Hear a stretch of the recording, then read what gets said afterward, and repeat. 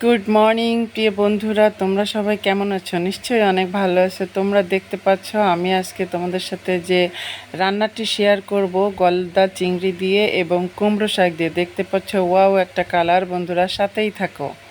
বন্ধুরা দেখতে পাচ্ছ আমি গলদা চিংড়ি মাছগুলো ভালো করে কেটে পরিষ্কার করে নিয়েছি এবং কুমড়া শাকগুলো কেটে নিয়েছি এবং একটু জিরা রসুন বেটে নিয়েছি, সাথে পেঁয়াজ এবং কাঁচামরিচ কেটে নিয়েছি। বন্ধুরা দেখতে থাকো, সাথেই থাকো।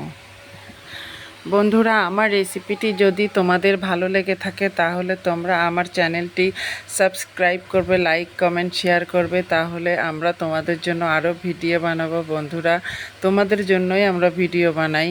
বন্ধুরা দেখতে থাকো, সাথেই থাকো।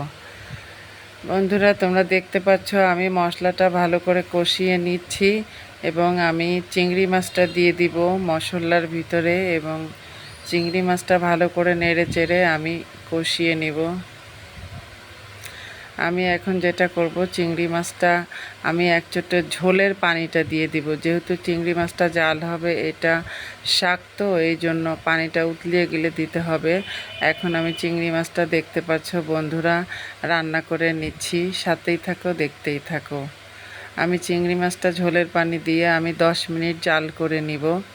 এ পর্যায়ে আমি একটু ঢেকে দিচ্ছি। বন্ধুরা আমি 10 মিনিট জাল করে নিয়েছি চিংড়ি মাছটা। এখন আমি যেটা করব সেটা আমি কুমড়া শাকটা আমি এর ভিতর দিয়ে দিব।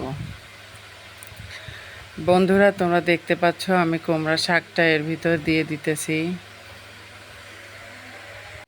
বন্ধুরা তোমরা দেখতে পাচ্ছ আমি সব কুমড়া শাকগুলো আমি সেই ঝোলের উপর দিয়ে দিয়েছি। বন্ধুরা তার কারণ আমি এখন শাকগুলো দিয়েছি, দেওয়ার পরে আমি এটা ঢেকে দিব।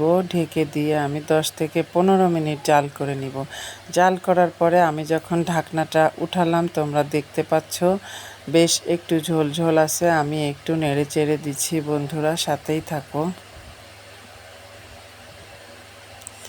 এখন আমি যেটা করব, আমি আরও 10 মিনিটের জন্য আমি আস্তে করে জাল দিয়ে ঢেকে রাখবো। তার কারণ শাকটা যদি সেদ্ধ না হয় তাহলে আবার ভালো লাগবে না। বন্ধুরা সাথেই থাকো, দেখতে থাকো।